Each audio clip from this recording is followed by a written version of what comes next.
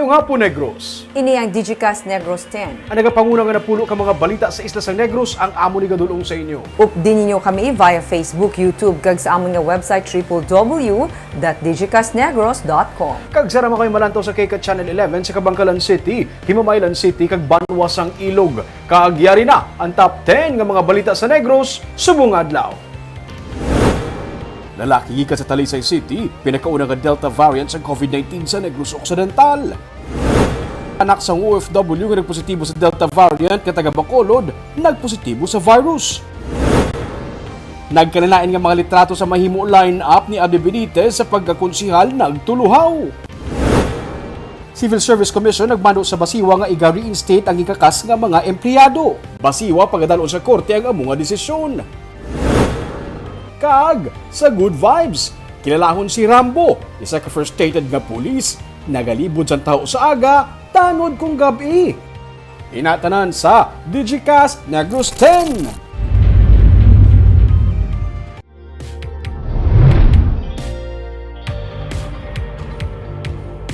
Sa number 10, mando sang reinstatement sa mga empleyado sa Bacolod City Water District nga damlag pa ginpahalin bangod sang redundancy ang nabaton sang tagdumalahan Huwebes sang aga.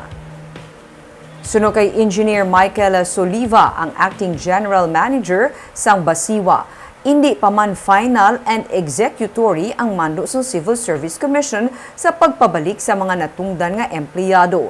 Ang CSC resolution nga gin-promulgate sang Agosto 20 kag ginlagdaan ni Regional Director for Visayas Nelson Sarmiento, nagmando nga ang mga gin-terminate nga mga empleyado dapat i-reinstate without loss of seniority and shall be entitled to full pay from the time of their separation until actual reinstatement.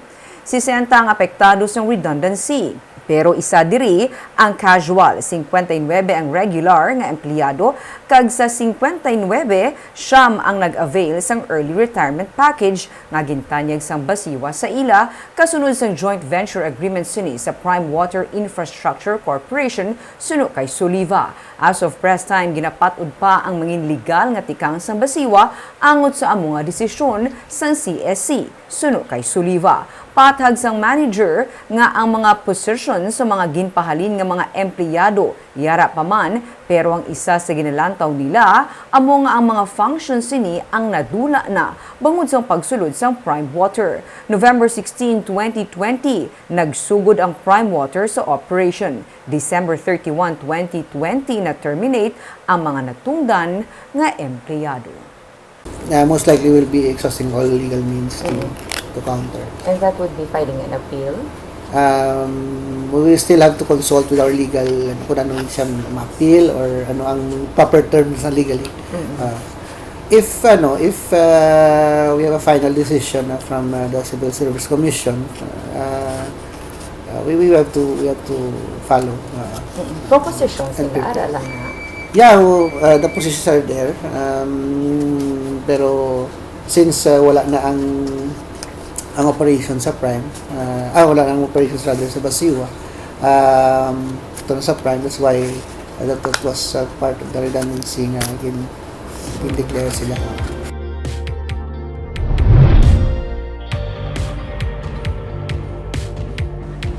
Sa number 9, masobra sa 15,000 ka dose ng Sinovac vaccines ang gin-roll out sa mga banwa kang syudad sa Negros Occidental.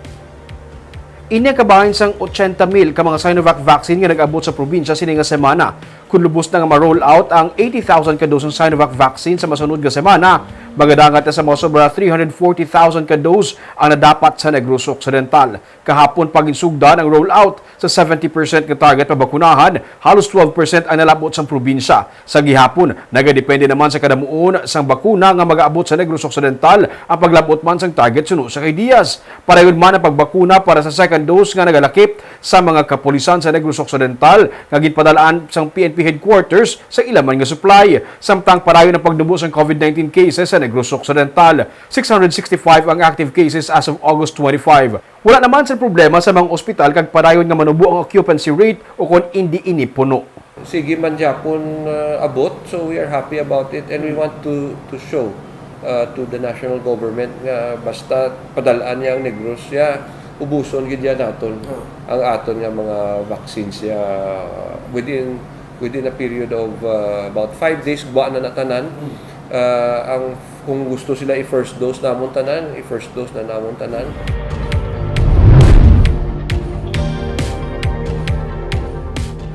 Sa number 8, sangguniang panlungsod sang Dumaguete City, liwat gindenay ang resolusyon para bawion ng authority nga ginhatag kay Mayor Felipe Remolio para maglagda sang Memorandum of Agreement para sa Smart City Project sang syudad.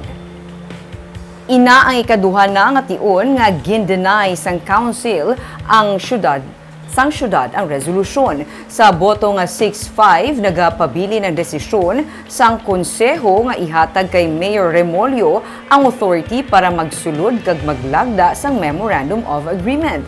Sa EM Cuerpo Incorporated, ang construction firm nga damlag pagginkwasyon ang kapasidad nga maghimo sang reclamation project. Wala man nag-appear sa SP session ang EM Cuerpo kahapon bisan pa gin-imbitar sila sang nagligad nga semana agud ila masabat ang mga palamangkutanon sang publiko. Sa nagligad nga semana, nagpatigayon man sang aksyon protesta ang naglain-lain nga grupo batok sa reclamation project. Ila sa gihapon ginpanawagan ang pagpaiway sa proyekto nga ila ginasiling magahatag sa dako nga halit sa marine life pati na sa palangabuhian sa mga pumuluyo sa syudad.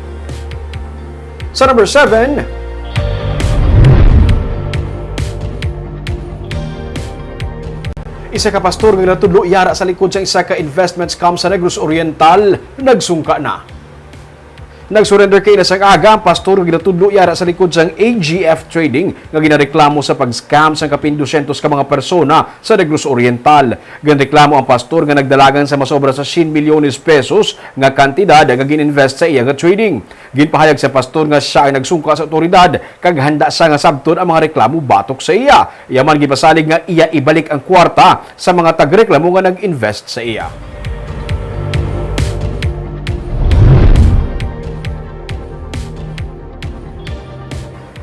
Sa number 6, Barangay Tanod, Pilason matapos tiruhon.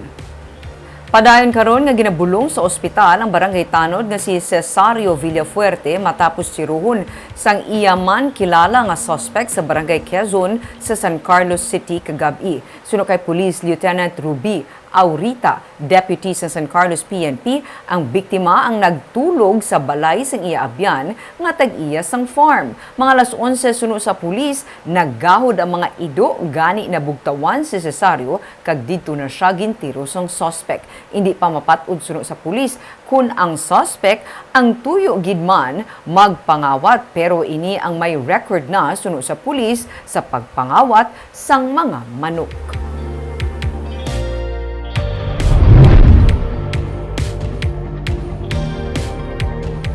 Sa number 5, nagtrending sang kahapon ang mga taga-Sultan Kudarat nga nagabaliga sa mga native nila nga mga produkto sa syudad sa Bacolod. Dako ang pagpasalamat nila sa mga Negrosanon nga mainit man nga nag-abi-abi sa ila. Yaring report.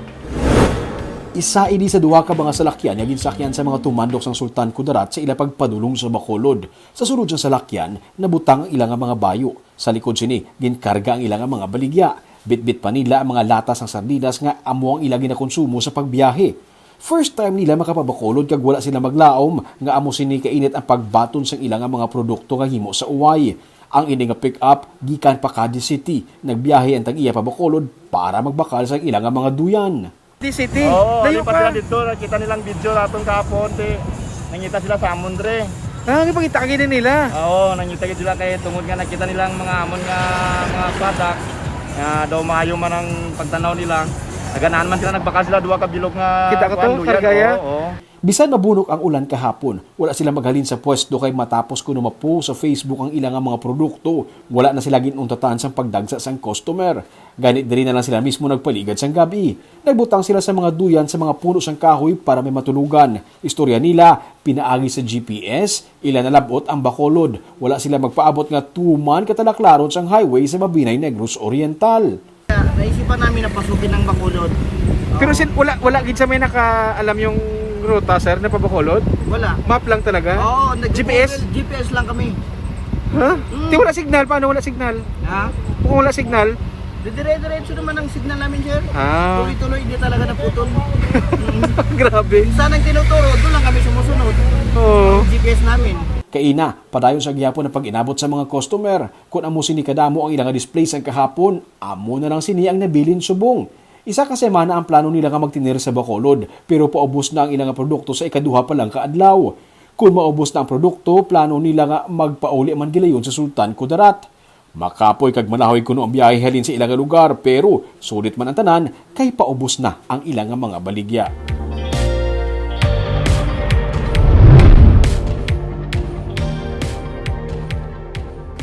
Sa number 4, nagkalain-lain nga mga litrato sang kandidato nga mahimo maupod sa lineup ni Anay 3rd District Representative Albi Benitez ang naginuwa sa Facebook. Yara Sanday Calao Puentevilla, Thadi Saison, Homer Baiz, Patrick Lacson, Jason Villarosa sa isa ka post nga may title nga Team Albi Benitez. Sa isa pagid ka bersyon sini, naupod na ang negosyante nga si Vladimir Gonzales. May Team Albi Benitez pagid nga one Bacolod nga post nga nagaupod naman sang hitsura nanday Congressman Greg Gasataya, Councilor Israel Salanga, Dindo Ramos, Bart Orola, Anne-Marie Palermo, Cindy Rojas, Simplicia Distrito, Carl Lopez, kag Al Victor Espino. Ang mas ginkakibot sang netizens ang litrato sang ginatawag nga The Big Three. Kaupod ni Benitez, sanay Congressman Gasataya kag Vice Mayor Elcid Familiaran. Kaina sang aga opisyal nga nagpagwa sang statement si Benitez sa Facebook page. Suno sa anay kongresista, wala pa siya sang opisyal nga line-up. Kag antes sang katapusan sang bulan sang Setyembre, iga-anunsyo niya ang iya nga mangin desisyon.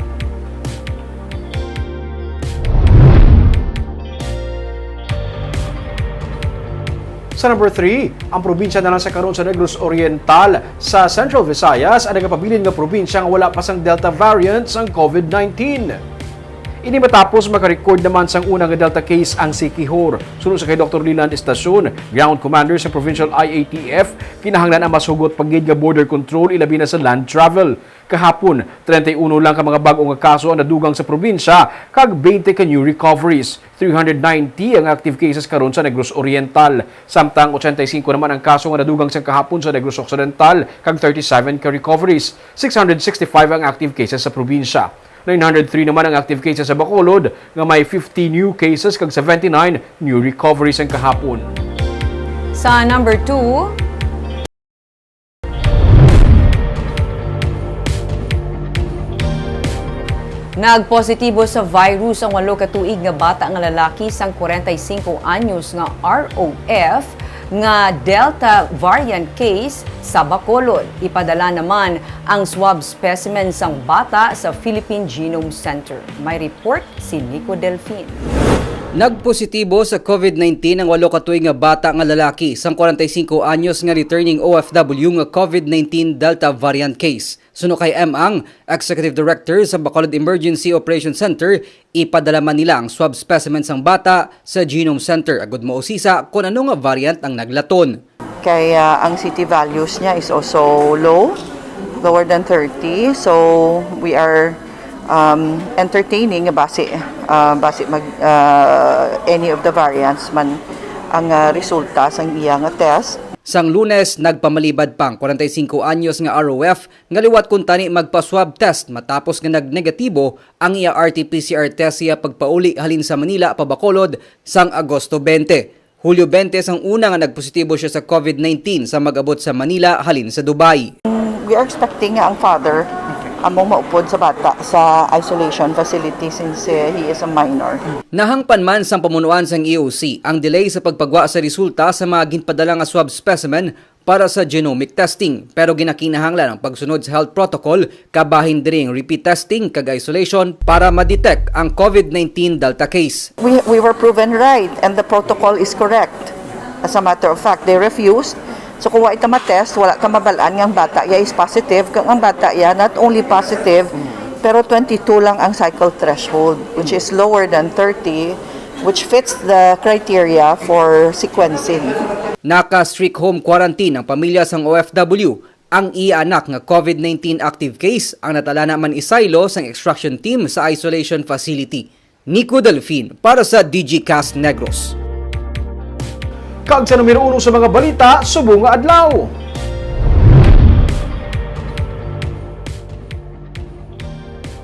Probinsya sa Negros Occidental naka-record sa pinakaunang nga Delta variant case sa Talisay City. Sunod sa kay Provincial Administrator Efrando Diaz, nabato nila kahapon ang report gikan sa Philippine Genome Center nga positibo sa Delta variant sa COVID-19 ang isa ka 52 anyos nga returning overseas Filipino nga lalaki nga gikan sa United Arab Emirates kag taga Talisay City. Ang Vicente Soto National Molecular Laboratory amo ang nagpadala sang iyang sample para sa genome sequencing. Sunod sa kay Diaz, nag-abot ang natungdan sa probinsya sa Agosto 11 pa matapos makakuha sang clearance gikan sa Bureau of Quarantine. Humalin sang July 20, nagsugod na sa iyang quarantine sa hotel ang natungdan tubtob nga na-release siya sa Agosto 11. Kahapon mismo, ginriswab ang 52 anyos bilang kabahin sa standard operating procedure. Ginswab ba ng iyang pamilya na paidalom sila karon sa strict quarantine. As of press time, ginahulat ang resulta sa ilang swab test. Kung nakalaton, gitmaniguro siya dito sa Gua, sa Manila, during his quarantine period, July 20, dito sa Manila, no? So good until naging release siya August 11 kung nakapuli di sa Negros Occidental. Ang reswab, attorney, saan ang bang reswab? Kahapon sila naging reswab. Huwag ko ka-check pa, no? But hopefully within the day, we will be able to get the results. No? Ara na siya, sir, sa Ebalay o higdala siya sa quarantine facility? Ang pag-inform sa akon, do ara siya sa iya balay. Sa Good Vibes, Barangay Tanod nga nagalibod sang taho ang nagahimakas para malampuwasan sang pamilya ang kapigaduhon. Kadungan sini ang iyaman nga pagpatuman sang misyon sa pagpahaganhagan sang kriminalidad sa komunidad. May report si Nico Delfin. Nagatagiti man ang init kag bisan nagaulan, wala nagauntat ang 57 anyos nga si Roberto Castro nga mas kilala nga si Rambo sa iya paglibod sang taho sa Bacolod. Ang iya mabukod nga panglawason kag masami pagsuksok sang camouflage nga panapton, isa sa mga kabangdanan nga ginhingadlan siya nga Rambo. Paano mo gina-maintain ang lawas mo? Kakaon ko taho dason nga donate ko dugo after 6 months ka pakwa ko dugo. Gina-survive ko nga akong kagulingon na disiplinado bla na wala sang bisyo.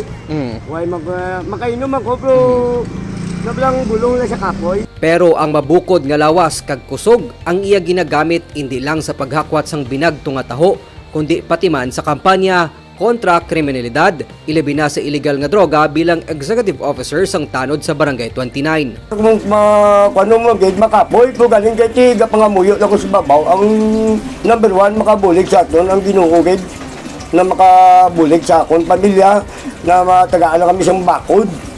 Kag palayo lang ang mga balatian sa amon. Luyag konta ni Rambo nga mangin isa ka pulis pero napaslawan siya.